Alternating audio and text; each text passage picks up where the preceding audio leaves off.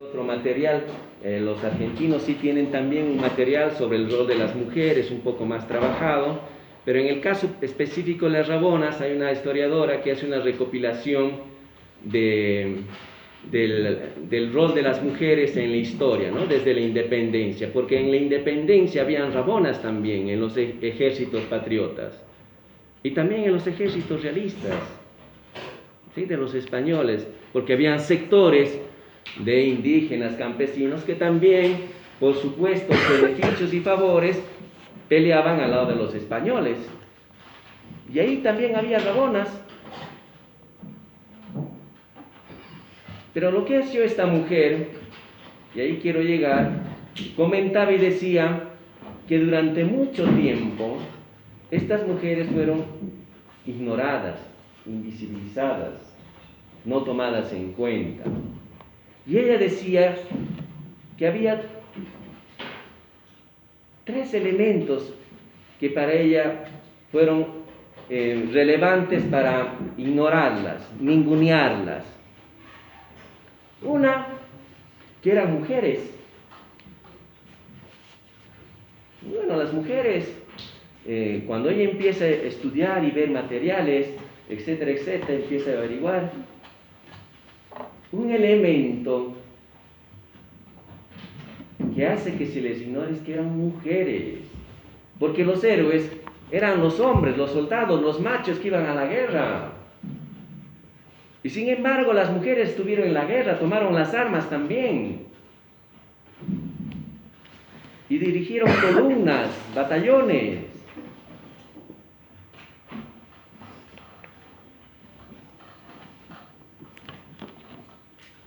¿Se entiende?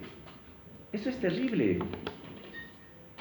Después de mucho tiempo se reconoce a mujeres que estuvieron en las guerras, en las luchas, ¿no? Siempre son los héroes, los hombres, ¿sí? Por ahí una excepción de mujeres. Pero miren la cantidad de mujeres que iban a la guerra. Si tenías 3.000 hombres, habían casi 3.000 mujeres. Ahora con el tiempo eso fue cambiando porque los ejércitos se fueron volviendo profesionales, las mujeres también después eran parte del ejército, tenían un rol de enfermera, es decir, mucho más estructurado los ejércitos, más profesionales, ¿no?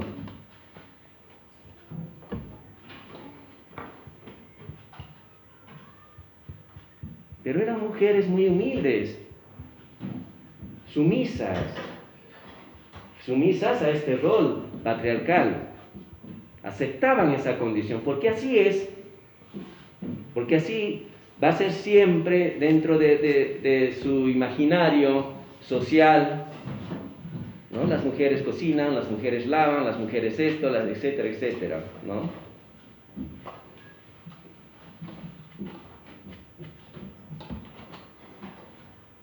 Lo otro, ¿no? ¿Por qué fueron ignoradas las mujeres?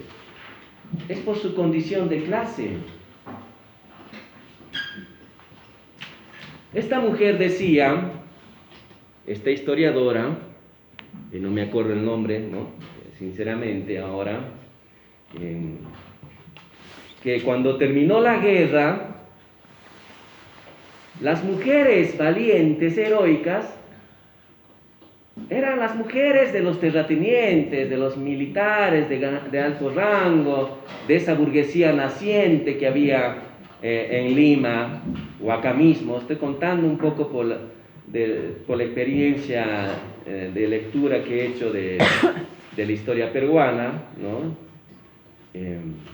Y entonces, claro, ves unos nombres de mujeres bien vestidas, tomando sus fotografías en pose, con sus hijas, todo bonito, lindo, ¿no? Y es la mujer heroína, está bien.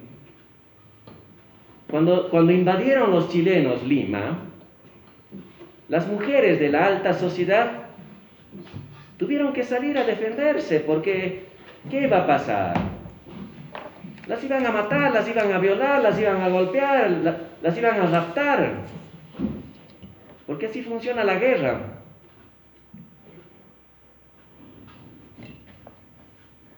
Cuando el enemigo invade un territorio, la manera, miren esto, la manera de humillar al ejército enemigo es tomando sus mujeres. Es una locura. Miren esa lógica. Pero en la historia donde ha habido guerras, ¿sí?, la violencia del enemigo sobre el que está dominando lo va a ejercer sobre las mujeres. Es un tema, bueno, no lo vamos a desarrollar, pero les comento esto.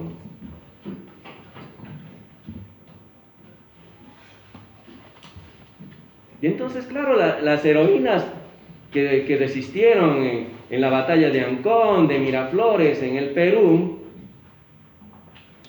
son mujeres de una condición social, y claro, después con el tiempo van apareciendo nombres de mujeres que por su condición de clase lucharon, pero que después las ignoraron.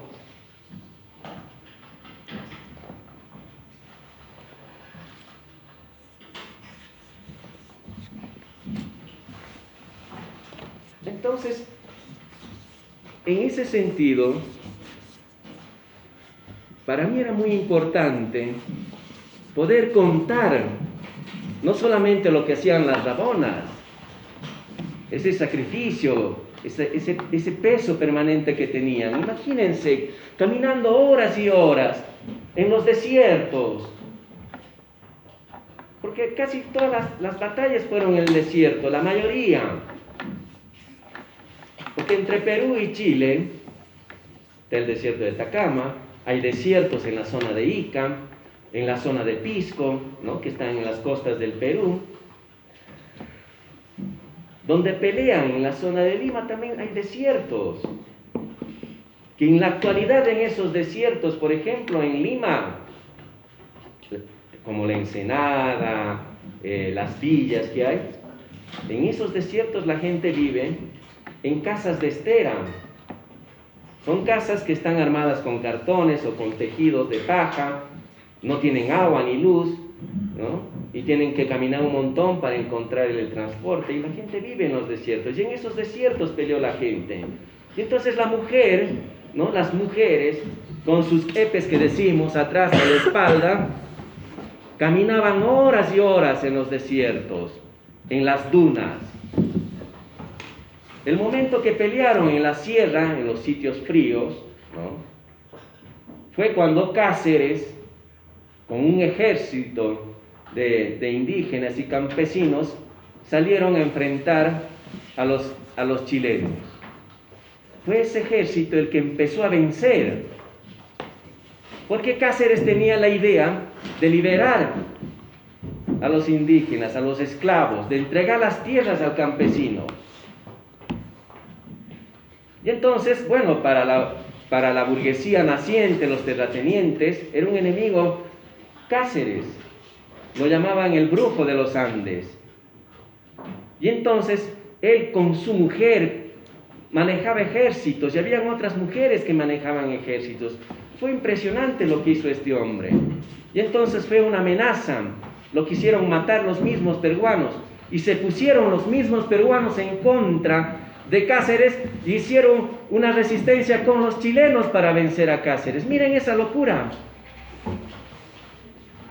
Por eso la guerra es una guerra de intereses económicos, de los ricos, de la gente que tiene mucho dinero y quiere más dinero y quiere apropiarse de tierras.